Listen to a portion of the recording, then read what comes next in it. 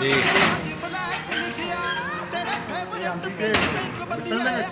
हाँ जी फैसलाबादी हाँ जी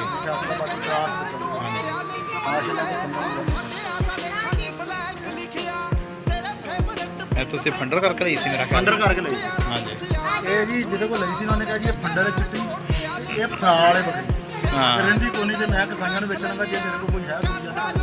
हाँ ਮਾਸ਼ਾਅੱਲਾ ਮੈਂ ਲਈ ਸੀ ਯਾਰ ਦੇਖੋ तुसी काटू माल दे भा ਲਈ ਕਾਟੂ ਮਾਲ ਦੇ ਭਾਅ ਲਈ ਸੀ ਤੇ ਮਾਸ਼ਾਅੱਲਾ ਆਇਆ ਮੈਂ ਤਾਂ ਦਿਨੋਂ ਦਿਨ ਦੁੱਧ ਸਾੜੀ ਗਈ हाँ जी ਮਾਸ਼ਾਅੱਲਾ ਇਹ ਗੱਭਣ ਨਿਕਲ ਆਈ ਸਹੀ। ਹੈ ਇਹਨੇ ਹੁਣ ਜੋੜਾ ਲੈ ਲਿਆ ਤੇ ਦਿੱਤਾ ਸੀ ਜੀ क्रास फिर किसे तोते ਨਹੀਂ ਹੁਣ ਕਰਾਸ ਹੀ ਹੋ ਗਈ ਅੱਛਾ। ਤਕਰੀਬਨ ਇੱਕ ਮਾਹ ਦੀ ਕਰਾਸ ਵੀ ਹੋ ਗਈ सही ਆ है ਫਿਰ ਆਣ ਕੇ ਨੇ ਮੁਕੰਮਲ ਤੋਤਾ ਫੇਸ ਤੁਹਾਡੇ ਕੋਲ हाँ जी ਮੁਕੰਮਲ ਤੋਤਾ ਫੇਸ ਭੁੰਨੀਆਂ हाँ जी ਇਹ ਤੇ ਫਿਰ ਇਹਨੇ ਜੋੜਾ ਇਸ ਬੱਕਰੀ ਨੂੰ ਦਿੱਤਾ अच्छा जी ਮਤਲਬ ਰੇੜੀਆਂ ਵੇਖੋ ਕੰਨ ਦੀ ਲੈਂਥ ਚੈੱਕ ਕਰੋ ਜਰਾ सही है ਹਾਂਜੀ ਮਾਸ਼ਾਅੱਲਾ माशाल्लाह हाँ जी ਅੱਗੋਂ 1 ਮਹੀਨੇ ਦੀ ਫਿਰ ਇਹ ਹੁਣ ਦੋਵੇਂ ਨੇ ਉਹ ਦਿੱਤੀਆਂ ਸਨ ਹਾਂ, ਦੋ ਪੱਠਾਂ ਦਿੱਤੀਆਂ ਸਨ ਪੱਠਾ ਦਿੱਤੀਆਂ ਸਨ ਪੱਠਾ सही है